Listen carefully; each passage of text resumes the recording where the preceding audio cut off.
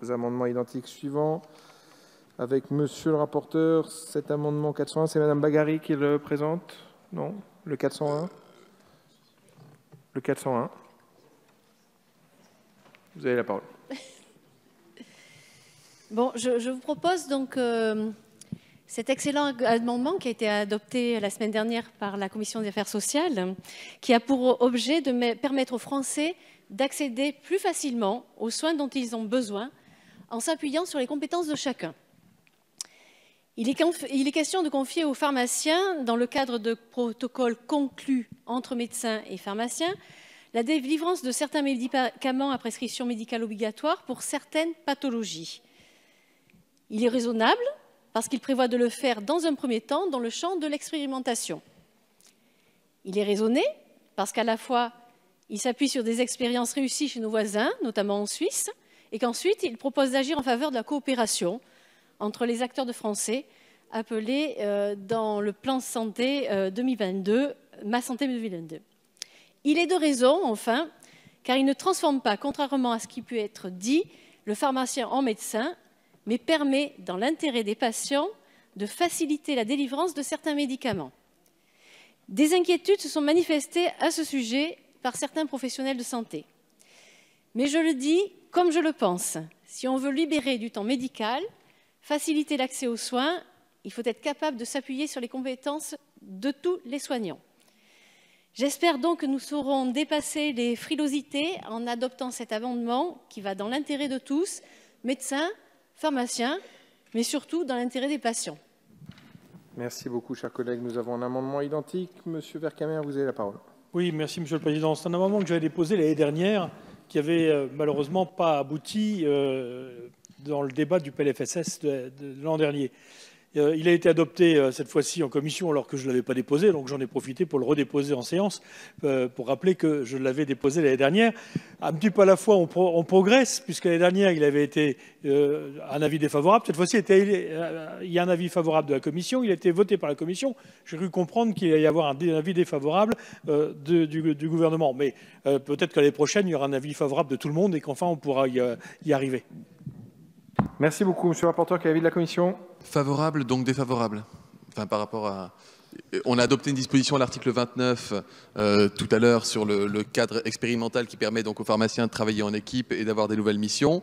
Donc la commission a donné un avis favorable. À titre personnel, je donne un avis défavorable parce qu'il est redondant avec l'amendement que nous avons déjà adopté tout à l'heure. Merci beaucoup, monsieur le rapporteur. Madame la ministre. Donc en fait, c'est un retrait au profit d'un amendement déjà adopté qui est le 1491. Donc... Oui, Madame Bagari, vous souhaitez réagir? Monsieur Oui, Darriby. parce que l'amendement qui a été adopté n'a pas du tout pour objet cette expérimentation-là qui permet aux pharmaciens de pouvoir traiter certaines pathologies sans passer par le médecin. Donc, c'est absolument pas la même expérimentation. Et là, je pense qu'il me semble, on a montré qu'on avait eu un peu d'audace dans ce PLFSS, d'essayer de faire bouger les lignes. Et je rappelle, ce n'est pas un amendement contre, puisque là, souvent, enfin, c'est les médecins qui sont contre, mais c'est vraiment un amendement pour, et qui se fait de toute façon dans une expérimentation sur le monde du volontariat, dans le cadre de protocoles très précis entre médecins et pharmaciens. Et je pense qu'on ferait une erreur de ne pas pouvoir s'en saisir.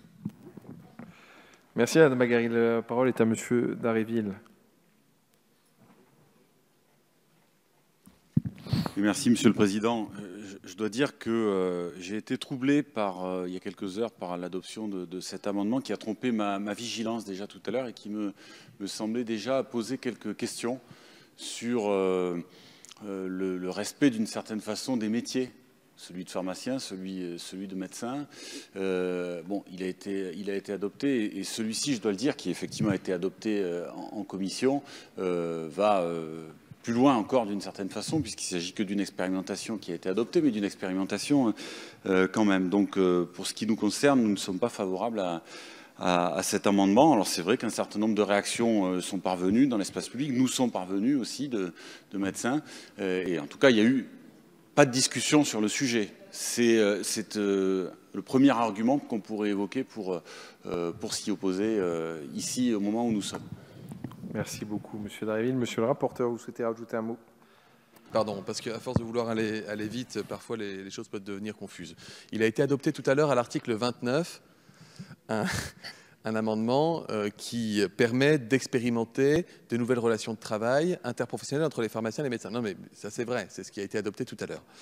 Cet amendement qui a été adopté en commission propose d'aller probablement plus loin par endroit que l'amendement qui a été adopté à l'article 29, mais la partie nouvelle par rapport à l'amendement adopté à l'article 29, cette partie s'intègre parfaitement dans le cadre de l'article 51 expérimental qui permet justement d'avoir des parcours et des financements au parcours ou à l'épisode de soins interprofessionnels. Et j'ajoute qu'il devrait y avoir, en toute logique, des négociations conventionnelles interprofessionnelles entre les médecins et les pharmaciens notamment, mais avec d'autres professionnels de santé qui permettront d'aborder toutes ces questions de coopération entre les uns et les autres parmi les acteurs de santé.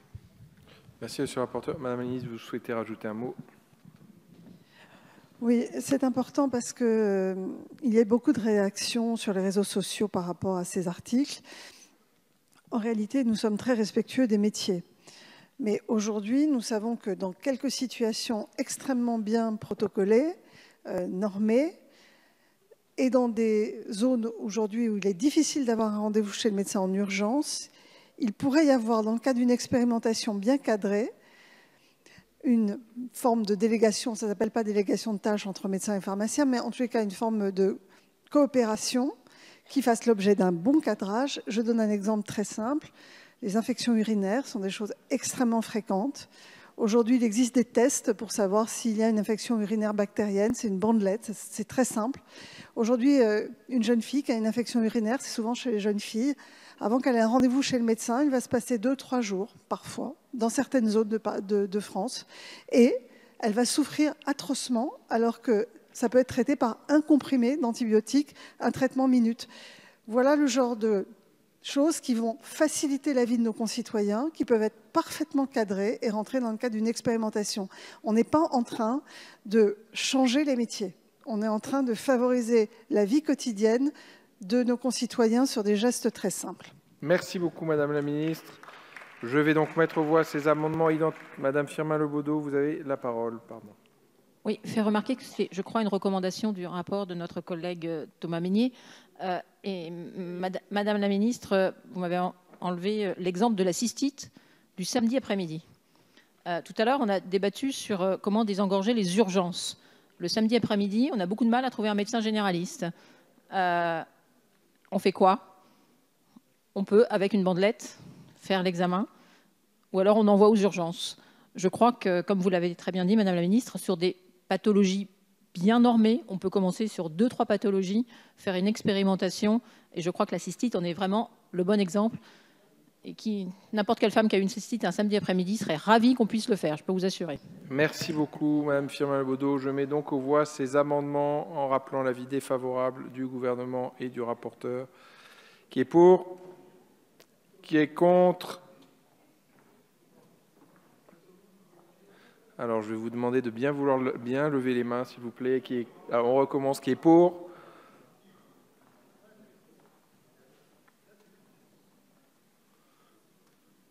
Qui est contre? Il n'est pas adopté. Le 937.